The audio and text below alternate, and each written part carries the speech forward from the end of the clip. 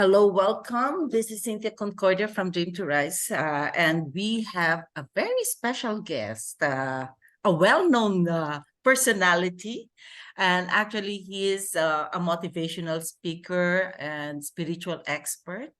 He is an ex-professional rugby player, billboard supermodel, and Hollywood actor. See how fortunate I am here. Today, he has the freedom to travel the world, transforming lives and creating a ripple of love that inspires others to live into their greatness. He is the founder of Smiling Soul Retreats, an organization that takes people on a journey of love and awakening. That's the reason why I connected with him, because we align so much on our values and spreading love. And without further ado, let us welcome Mr. Brett Shuttleworth. Brett, welcome to Dream to Rise and a podcast, and it's an honor to have you here. Imagine beside with an actor, a model, and a rugby player. It's an honor to have you here. Thank you so much. Oh, excuse me. I want to say, Cynthia, thank you for having me here. I mean, here's me kicking off straight away like this. So. It's thank you for having me. The Dream to Rise is a fabulous creation that I want to lean into and support as well. So I want to acknowledge you and your whole team and everyone behind the intention. Very clear, very clinical, and very gettable. And we're talking about love being our synergy, right? Exactly. I mean, yeah, so it's so true. You know, if we really understood, like in a real simple terminology, that love is the ultimate success. To be love is the ultimate coming home. Like, this is our purpose, to recognize our true identity, right? And then the only thing that you want to do is be that. Yes. And when you be that, right, you start attracting so many beautiful synchronicities. Providence starts bending in your favor, because you are attracting who you're being, not what you want. It's a whole different ballgame, you know. So it's beautiful that our hearts are open. At the end of the day, you want to walk with the heart open. Yes. And heart open that can break 1,000 times, no problem, right? Because you understand the wisdom in our intention. We talk about how people have got over their mess and turned it into their message almost. Yes. So that natural progression where suffering becomes grace is all love. And yes. And actually, I'm so fortunate to have Brett as one of the co-authors of Dream to Rise Anthology, and with the other co-authors, we are here to actually the same as what Brett mentioned, spreading love and spreading sunshine and happiness to the people we meet. And what we would like to happen is to create ripples that would spread around. You know what? If we just give out love, I'm sure peace, happiness, compassion, love, kindness will prevail here on earth. That's all that we need here. Absolutely. The world is so much chaos. Yeah, absolutely. But the chaos is, as I was sharing with you, the ugly beauty of form. Exactly. The heartbreak, everything that we have to go through on this journey on this earth is absolutely perfect. And you can't say that's God, but that's not God, right? We can't say that, right? And so this is it's really changing about discovering about who you really are. Exactly. Not who you think you are, but who you really are. When you discover that, there is just a heart opening that happens in you. It's like, you know, you're reborn, you're enlightened. Something profound happens because you start seeing things from a whole different perspective. Yes, right? It's all about perspective. Just like what you have mentioned, the hardships, the challenges we have encountered actually are blessings, because that made us the person we are right now. the diamonds just Yes. it's shining, and it's so beautiful in terms of how you relate with other people, and they mirror it back to you, right? Absolutely. You Yeah. absolutely right. Like It, I help people as a way to work on myself, right? Mhm. And I work on myself to help people. To me, that's where the emerging lifestyle is all about. If we can all move into that space, I think the consciousness would really expand in this world. And I highly invite people to do that. Yes. Now, just for them to be inspired by you, and they will be able to see also the gem in us out of Yes. all those challenges. Will you be able to share with us your story? I'm so excited about actually we had a short chat, and I know what Brett had gone through, but now he is here impacting a lot of people. So can you tell us something about yourself that brought you to where you are right now? Yeah. Most certainly. A lot of pain brought me to where I am right now. We were just talking about it, right? We were talking about how your suffering becomes your grace. Mhm. I was brought up in South Africa, and I was really bad at school. I got E for enough, like I just passed, because all I wanted to do is play sport, and I used to stare at the sports fields every day, and the girls, and all this type of stuff when we were young teenagers. Anyway, and I then went to. It was during apartheid then that we were going through times in apartheid, and we had to do military service as South African men. It was compulsory. So I did my national service in the police force. And then I was rugby crazy. I loved rugby. Rugby was my everything from when I was a little boy. And that's why I got E for enough at school, because all I wanted to do was play for our national team. By the way, who have just won the World Cup a month ago. Oh, Again, the fourth time, the first country that's ever won it 4 times. So up the Bokke Rugby World Champs. oh, in South Africa. Yeah, they won the World Cup. So yeah, Wow. the South African team won it. Yeah, for the 4th time. No team has ever done that. So So were you there? Were you able to witness? I live in Bali. I was watching it at 3 in the Oh. morning on my laptop. I'm sure you're the one cheering. Just a big shout out to the Booker. So anyway, I ended up getting scouted to play for America. There were scouts that came to South Africa, and I wanted to play in the World Cup. And I got a full-on bursary to go to a medical college in Atlanta. And of course, and my main thing is they wanted me to play rugby. And school wasn't going too well. It was really difficult. They wanted me to study like sine over cos and the formula for marrow and all this type of stuff. And I just wanted to play rugby. And so I ended up in San Diego, bar backing in a bar there, and playing rugby for the San Diego team. Armback, a lovely rugby club right on the beach. So I lived in California for 3 years. I eventually, on the last game before the World Cup, I broke my arm in 27 pieces. Oh my. So my whole boyhood dream to go to America was to qualify for the World Cup and play in the World Cup. My whole dream from when I was 4 years old as a little boy practicing in the back garden until I was 27 years old. My whole life was dedicated to that, like discipline, holding back on parties, keeping myself very healthy, all that. You have to be that as a professional sportsman. Mhm. So a lot of discipline, and rugby is it's a very tough game, demanding game on you physically and mentally.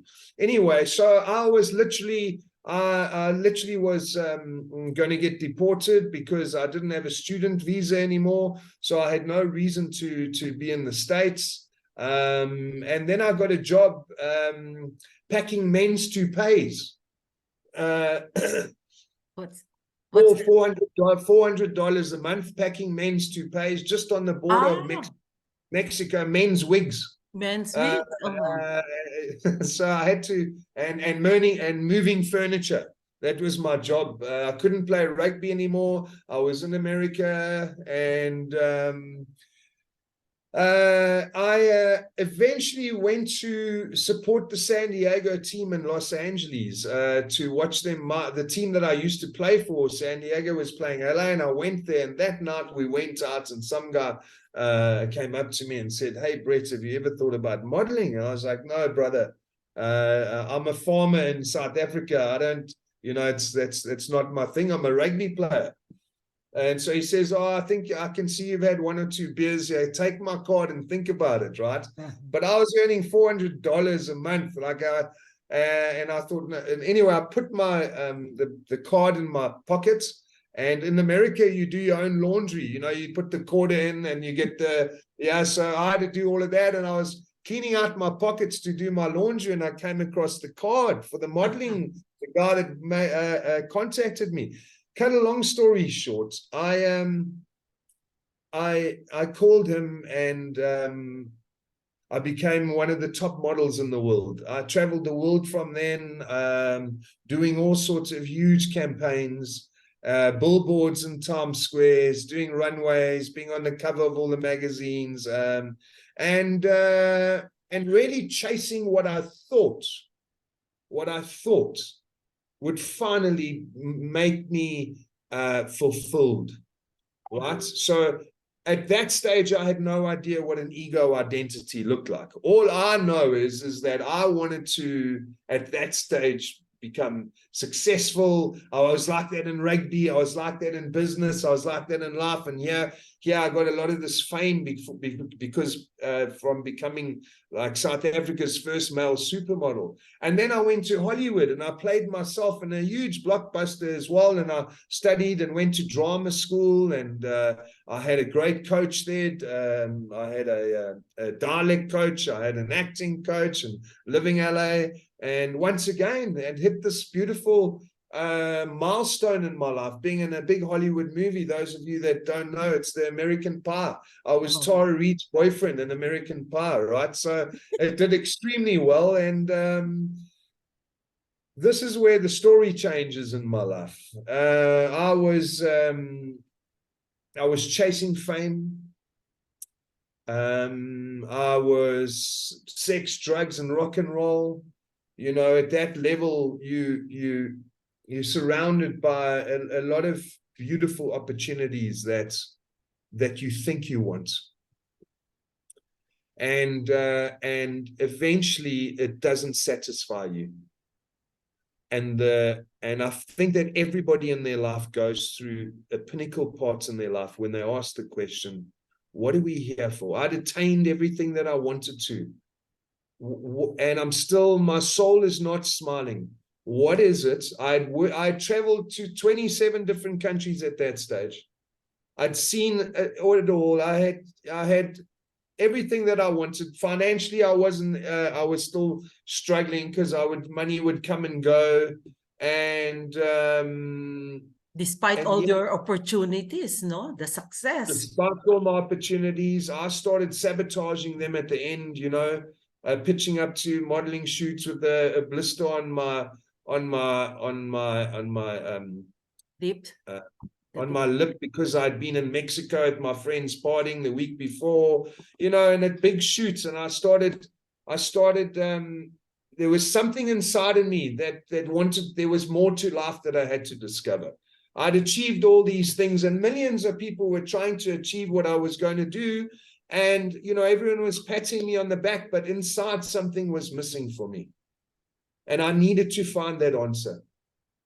And it couldn't be about something outside of yourself that could finally do it. I realized that because once you achieve something, you want to achieve the next thing and the next thing. It never goes away. And we make our self-worth about what it is outside that we are able to achieve, experience, etc., etc. I realized then in that moment that the answer that I was looking for spiritually, that I didn't even know I was looking for, was inside of me. And it was a journey that I had to go chase my ego around the world, to then come and teach from that space. Wow. To then come and understand that the divine, the ego is profound and divine. It is there as a duality so that we can know ourselves. Mm-hmm. So when, what was the time we're in? Oh my, enough is enough. I just want to make that shift. Was there something that happened with you wherein this is not life it was building. It was building. It was building. It was almost like a biological thing also happening at the same time. I mean, I don't do research into any of this, but I would imagine we get to our lives where we ask certain questions. Who am I? What is my purpose here? Because what I'm doing here and what I'm chasing for, I'm actually going downhill. I'm not becoming a better person. I'm not becoming healthier. I'm actually limiting being free. I'm chasing something, right? And for me, I was doing something unauthentic anyway, because I'd never been drawn to modeling, right? And so now I had to starve myself. When I was in New York, we had to be very thin. You know, LA was a little bit different. And then your ego would get really tested, because you would walk in and not get 15 jobs when people are saying, no, his teeth are too skew, or, you know, he's too buff, or he's too thin, or his hair's too short. So you make it very personal in that space. And so I had to go on a lot of self-reflections. And I came to a stage, as I said, I wanted answers, and that's where my life changed. So it wasn't one specific thing. It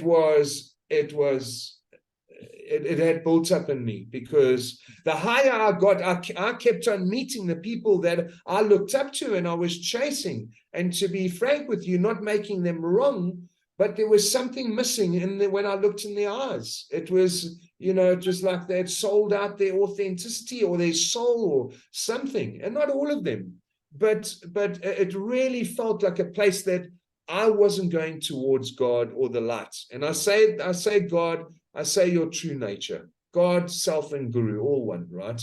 So I wasn't going towards the light. All my decisions were taking me towards my ego. And at that stage, I had to wake up. Like I could choose to continue in that direction, or I had to go and discover who I am and what is my purpose. And that's where my life literally changed. And what I discovered is what I do today, right? So yeah. So this is what you have discovered, and now you're doing what you're doing, and trying to help other people. No, so focusing on that. So, what you're now a spiritual, something like a spiritual healer, and so on. So, what have you learned from your journey that you would like to teach your clients, focusing on? Because it took you years before you realized that, and it's for us, we cannot compare ourselves to other people because your journey is different from my journey, but we don't have to recreate, right? Why not follow or take the tips or what Brett had gone through, and not start all over again? What he had learned, probably I could apply to me as well, right? So now, how are you able to teach or to help your clients reach that stage wherein, oh, I have to find my purpose rather than my ego, rather than focus on myself? How do they shift their consciousness? So I teach consciousness, right? And ultimately what that looks like is,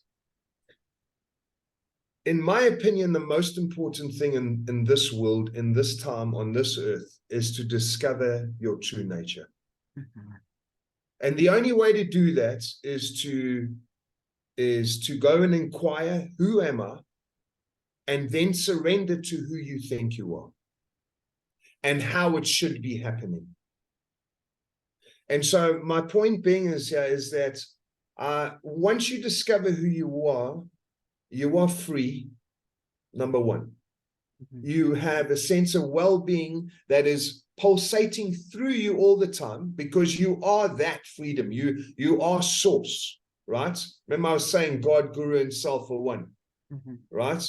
And finally, you can never unsee what you've seen. In other words, once you've waken up, it takes you a split second. It doesn't take you 30 years to wake up. It takes you a split second. And how you can practice that is really starting to become the witness of your thoughts and your feelings, right? So meditation is a big way. Yoga is a big way. Even in religion, they're all pointing towards something when you are reborn. Now, reborn is to discover your true nature. And your true nature it's all our conversation, even now, all my words I'm using now are just really birds in the sky. It's like birds, they're just words. They don't really take you to a place where you can describe what your true nature is. It's an experience. Your mind will never get there. You have to know it. It's like, you know, there's God in you. You understand that. It's a knowing. There's no intellect that gets you there. So on my retreats and my teachings, I really bring people to understand what their true nature is. And when you understand your true nature, your whole life changes. It completely changes. You know, as I was sharing with you, because of that, you start attracting who you are meant to be in this life. You've got behind all your neuroses and all your conditions and all your hurts and all these type of things. That's the work, by the way, that's absolutely perfect in order for you to finally wake up. I call that the sandpaper, God's sandpaper, right? And so God doesn't do things when you get challenged in life. God doesn't do it out of spite. Like you don't get tripped. It's out of love. It's to break the ego a little bit, right? Maybe being a little bit too arrogant. Maybe you're stuck in your somebodyness that's so important and something. And we get thrown these little things in our lives, and it's out of love, right? Because when you wake up to your true identity, all you want to do is be love. You've got no interest in being right, looking good, fitting in, having the last word. There's all of that stuff dissolves. It's like a pack of cards. It just falls away, right? And so that's when a true devotion comes in. Oh my God, am I really this that I've discovered? Oh my God, how do I say thank you, right? And so everything that you do starts becoming a devotion. Right. So my career then became a devotion to bring people to the light, to bring people to their true nature. And how I got there is through studying consciousness. And so what I do now today is that I host retreats around the world, Smiling Soul retreats. And I thought to myself, you know, my spiritual journey, I stand on the shoulders with so many wise people. Like that I'm speaking from. I'm just an extension of people that speak from a place that know. People that speak from people that are free. At the end of the day, we all just want to be free. We want to have a sense of well-being and a sense of joy. That's what we're looking for in everything that we are chasing, by the way, outside of ourselves. That's the ultimate result that we're looking for. But the paradox is that it's here already as you. Oh, that's lovely. And when you mentioned about our life is like a sandpaper, we continue to sand the wood so that the lines will be shown. Just like what's this?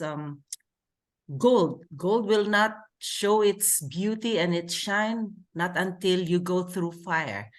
And I believe in that because we have all gone through so much trauma, and it's just a matter of appreciating those challenges in life. What you have gone through, imagine the frustration, the disappointment you have gone through, because that was your dream.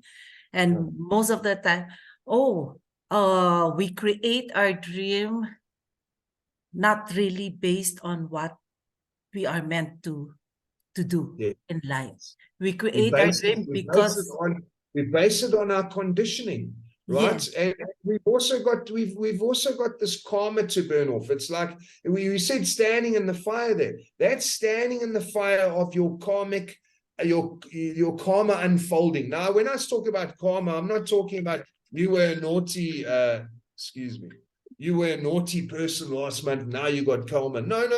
Like, even when you came into this world, you might have had an angry dad or an alcoholic mom, and it's rubbed off onto you. It's in your DNA, and where you were geographically brought up, and you got given your language, you got given your school, you got, so you have a certain amount of work to do on yourself until you get free. And that's what they say, standing in the fire of purification. Right? So you are seeing your ego identity, all right, sabotaging your life. And when you see that, when you see, oh my God, there's my thinking and feeling, and I ask you, did you even think about the thought you've just thought? And you're like, no. And then I was like, well, then who is the thinker of the thoughts? Right? And you start slowing down, and you cultivate this beautiful awareness behind it all, that understands it all too. There's a certain wisdom in your knowing, the intelligence of your intelligence. There's a knowing that there's suffering in this grace. There's a reason why every single thing works. As I said, you can't say that's God, but that isn't.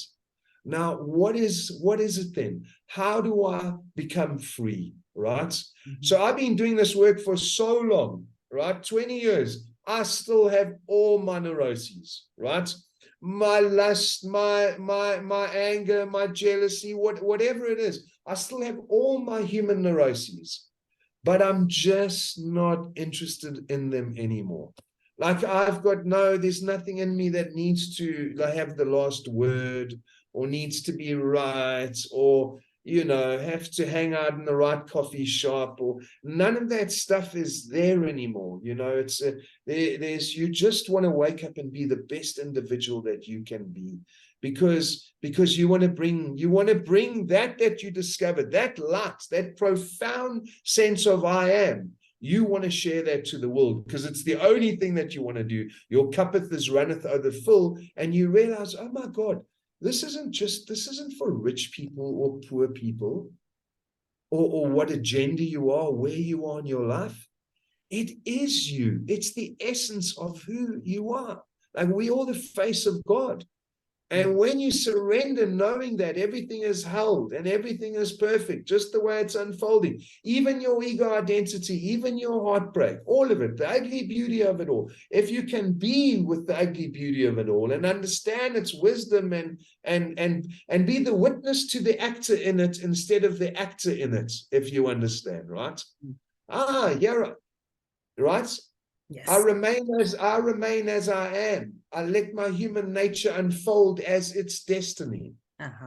But there are times wherein you will also experience, oh my, I was not in my right. No, I'm trapped. Right mind. I was trapped in that. So yeah. The thing that you're teaching is more about, how will you overcome that? How will you be able to manage yourself rather than being overpowered by those thoughts and emotions? Yes, your the ego emotions. identity, Exactly. edge God out, right? So the first thing that you need to understand is, if you're witnessing these thoughts, then you can't be the thoughts themselves. Something is witnessing them. But it's good that you are able to identify it immediately. and So make you want to change. cultivate a little bit of blue sky where the clouds, you're stuck in the ego, you're stuck in the thickness of something thin, you're stuck in your ego. The first thing that you need to do is not make that wrong. Don't make that wrong. Because whatever you resist persists. It gets louder and bigger. So you're actually feeding the ego identity. The first thing that you must realize is to get free, is to realize is to be with what is. You don't want to, if you're trying to change the isness of what is your whole life, you will suffer because you will never get it perfect.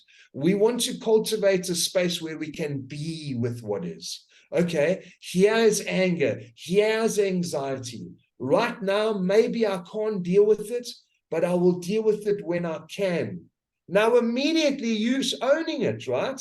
You're not saying I need to immediately deal with it. Oh, I can't in this moment, so I will deal with it when I can. Maybe a little bit later, a little bit tomorrow. And here I am with this, right? So with these thoughts, and then you have compassion and kindness for yourself, that you understand, as Jesus says, I'm in the world, but not of the world. You have an ego identity, but you also have spirit.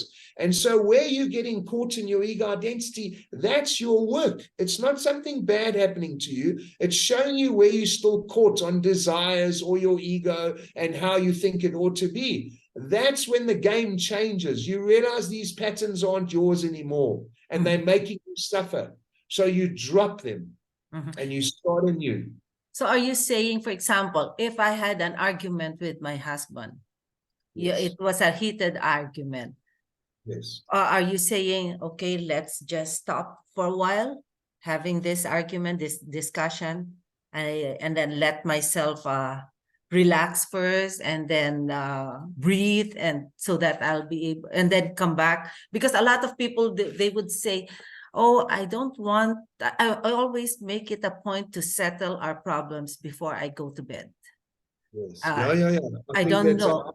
I think it's a healthy thing. I know in my relationship, I'd always wanted that. It didn't always work out because you in your ego and you want to be right about what you're fighting about. So, you don't want to be compassionate and say, hey, let's get over it. But that would be great if two partners could do that. And a lot of them do that, right? So I think that's very healthy. With regard to, someone came up to me the other day and said, should I be in this relationship, or shouldn't I, or should I get married, or shouldn't I, whatever.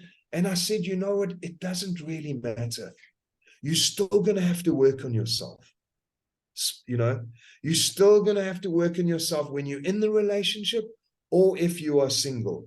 There's still work to do, right? To get free. That's where your devotion is. So it doesn't really matter what choice it is. So my point being is, with you and your husband arguing, it's like, where am I being stuck about needing my point to be right, or needing him to hear my point, right? What is it? What skin is in the game for me? And is it an egoic thing that I need something back from him in this argument? So for me, every moment is an opportunity to wake up. If I find myself getting angry, or even in when I raise my voice, perhaps, immediately I know that the best thing for us to do is for me to work on myself and you to work on yourself, right? It's the best strategy for a relationship, right? Because if you start making space first. Yeah, and also being kind and compassionate. These things happen. As we are speaking on this podcast, there's thousands of arguments with partner, right? Right now, right? So this is being human, right? You don't want to deny this. This is being human. There's two people that have two differences, that have a strong, they're strongly enrolled into their belief systems, right? And how it should be. So the one that's free can be with that too. Okay, even if I'm wrong, I'd rather be kind than right. The one that's free doesn't end up getting into arm wrestles because of who they're being as well. They're already free. There's nothing you can offer them, right, or take away from them that creates the arguments. But how will you be able to guide your partner. For example, I know a lot of the high rate of divorce is coming up. It's showing up. No, it's always the divorce. It's here and there, and based from my observation, they lack that connection. They lack that connecting with each other, actively listening, communicating properly, so that you would be able to understand where is that person coming from. Because right now, it seems that most of the couples are building cases rather than connection or feeling. The divorce rate is getting higher and higher and higher. I think it's like 76% in the world. But here's the opportunity. You see, relationships are not necessarily bad, right, for someone. That could be your way to work on yourself. Exactly. That could be God dressed in drag. And I want to also remind us is that I remember asking my guru in the Himalayas, like he saw I was looking for a relationship, and he used to bend his finger at me and say, Brett, if you're looking for a relationship, you're in trouble. And I thought to myself, what is he talking about?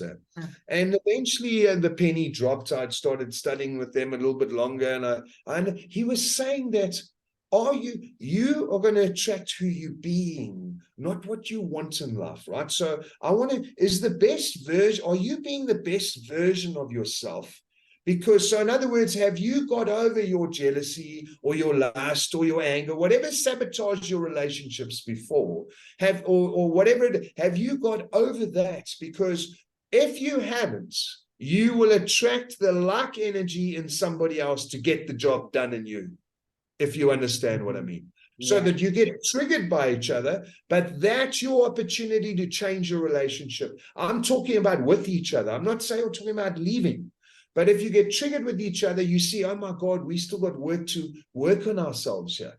And then if you bring God into the equation and you use that as getting over yourself, so there's God, you and your partner in the relationship, and you're all working to get free, spiritually enlightened, happy, joyful, well, then your work is to get to God together. Right? So you want to get it's almost like an excuse. I can drop my ship because I actually want to get to God cleaner. So you've both got an opportunity to drop your ego a little bit and get to God in that moment.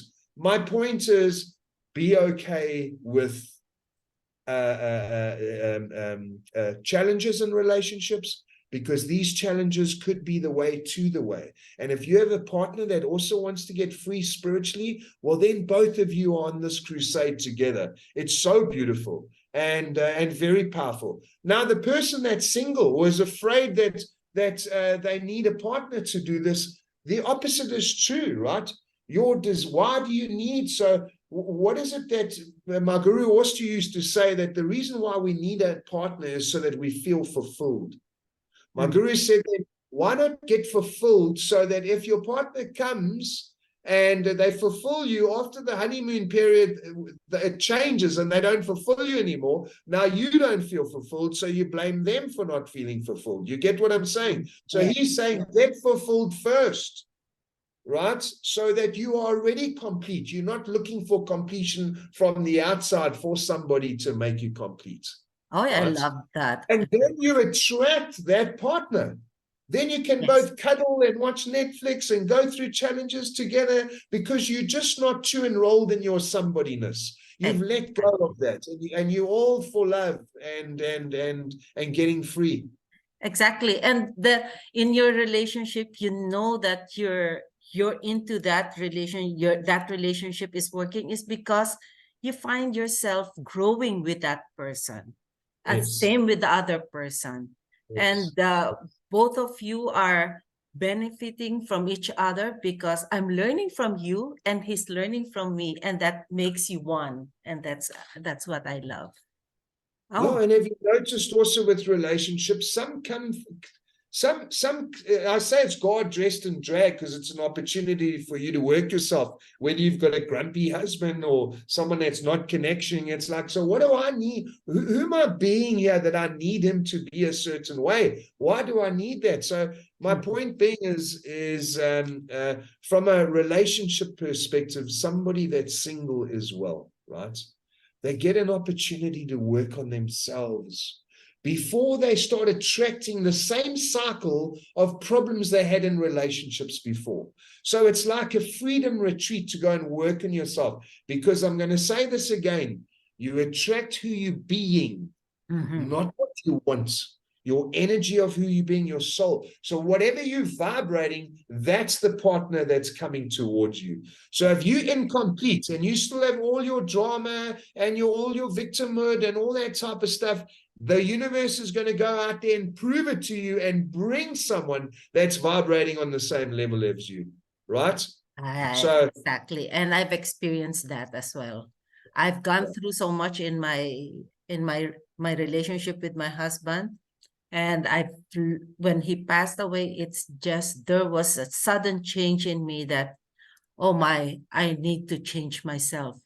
And I'm so glad and I'm so happy that now I'm focusing on myself, positivity, rather than focusing on the negative, seeing the negative in each other. Oh my, it's chaos. So now it's nice to imagine just chatting with you, full of wisdom, full of experience. That's why it's nice to share our stories, because that's when we learn and how we learn. And a lot of people are just waiting for our stories. And it's really very inspiring and empowering. So Brett, what would be now your goal, since you have your business for how many years? 20 years, more than 20 years, no? No, I've been in the game for 20 years. So I used to work for a company that's Consciousness Coaching International, CCI. And I then became one of their master trainers. And then I became one of the sales director international for the company while I was teaching consciousness and being trained as a master trainer, etc. So, and then I decided that I had a unique message that I wanted to bring to the world, right? Me learning from these masters and seeing how they teach, and I got into motivational speaking, and I did a lot of corporate speaking and all of that, and then I wanted to create a space where people could come and spend 10 days in the most beautiful places in the world, where they don't think that spirituality is about staring in a rose in the cave and hoping for the best, where they can come and have the most beautiful holiday, where there's no rules, and I'm sharing with them what makes their soul smile. And they're changing their lives on this retreat while they are whitewater rafting down the Ganges, watching the Himalayas come up on the sunset, while they're snorkeling in Bali, while they're hot air ballooning over Africa. So it's an adventure and a self-development spiritual retreat that I host all year round. So with that, I also have a coaching academy where I qualify people under our consciousness, under Smiling Soul, the academy, as coaches. And I do one-on-one coaching, and I have 3 big group coachings that I do every week. Yeah. So what's your goal now for the next 12 months? To be the best version of myself. It's always to work on myself. You know, when I'm in my best place, my business, my relationships, all of that just unfold perfectly. Why? Because I was listening to you just now. You push away the negative thoughts, and you think about the positive ones. I want to invite you for this year going forward to be okay with the negative and the positive ones. To be free is not about chasing a high and pushing away your lows. To be free is to be with it all. Oh, I saw there's some negative thoughts today. No problem. I see that's where my work lies. What is it? What am I being right about that it's making me angry or frustrated? In other words, I'm thinking about, oh, it shouldn't be like this. It should be like that. Or he should say this or that should be happening. You see, we trapped when we are ultimately cannot live in the isness of what is, because then you suffer forever. Right? So rather have your ducks all over the place and happy than trying to get your ducks in a row your whole life. Yes. Oh, lovely, lovely. So I know you have shared with us a lot of advices, and what one simple advice would you like to share to the listeners? Yeah. To get free on the journey of getting free. In other words, coming to a place in you that is absolutely perfect with how anything is, right? And it's a place where you were when you were a kid, when you weren't worried about yesterday or tomorrow or your overheads or anything. You were just free and full of love and excitement every day about life and all possibilities. Mm-hmm. The only way to get there is to have compassion and kindness with yourself on this journey. Mm-hmm. And that's where you should come in. No, how will you teach us to be more compassionate to ourselves, so that this may Yeah, vibrate? sure. When you realize that what's making you uncompassionate, that's tripping you up, that's making you anxious, that's making you angry. When you realize that's getting triggered, that's getting angry is not you. Mm-hmm. That's when you can have compassion with the karma that you've got to burn off. Mm-hmm. It's an ego identity that is the one that's getting triggered. Mm-hmm. When you see it for sure, 100%, oh my God, that's not me. It's my somebodyness, my ego, my part. It's not me. Then it's easy to have compassion and kindness with yourself. It's Now you're not taking it personally, right? Oh my God, yes. yes, I do have anger. All right, let's deal with it, right? Don't make this so personalized, right? So it's Because trying. I'm asking you, who's the one witnessing that you have anger? Mm-hmm. The one that's witnessing is that angry. No, it's not. It's witnessing your ego identity being angry. So that's the first step. So who's that then? Who's the witness, right? Yeah. So that's the first step, as I was sharing with you. You must recognize who you are. The most important thing on this earth is to discover your true nature, who you are. Agree. And when you identify that that ego thing, that your others, it's not yourself, or probably your other identity, then you're being separated to that thing, no? Yeah. And that is your ego. And then once you're separated, oh, then it's not me anymore. It's that thing. It's that So thing. In the beginning, that's what happens. So in the beginning, all you want to do is get spiritually high and get away from this thing as fast as possible. But then when you realize if you're chasing a spiritual high, you're not free, because you can't live with this ego identity. So then you come back spiritually and you say, oh my God, it's true that I'm that and that. So now how do I just get on with the ugly beauty of it all, right? yes. You get it. And then you realize that's the way home. That is the way to the home, to eventually realize, oh my God, it's so profound. Everything that I'm seeking for is seeking me just as much. And here it is. Yes, lovely. Wonderful, wonderful. Oh, Brett, a lot of wisdom you have shared with all of us. And I'm truly grateful that I was able to get you. It's so hard to get Brett. Yes, and So you very got on, busy. just for your audience to know, so you must have got up at 3 or something to get Yes. to do the makeup and the hair and the coffee and everything. Yeah, is it obvious that the makeup? 4 o'clock she got up. I mean, let's give her a hand of love. Talk about love and compassion. You're all full of that. No, I acknowledge because you. I know your message will reach out to the world, say, helping us be the best version of ourselves. Even this short time interviewing you, I know a lot of people have been inspired and am now empowered to really be conscious of themselves now, and then letting themselves be free from that ego. That's the thing that will pull you down, ego. Eventually, what happens is that when the heart and the mind connect, the lights go on. So then you live with you live with all your personality, but you're coming from a place that's not attached to the outcomes or how it should be or anything. You still go there and be the best teacher and the best mom and the best sister, but somehow you're coming from your soul versus your role. I And you love that. and you're free and you're not attached to the outcomes. You're bringing light to the world because it's the only thing the soul knows to do. It can only love. It doesn't judge. It doesn't make wrong. It just wants to love. So the smiling soul retreats. Come and get some. Yes, so that's good.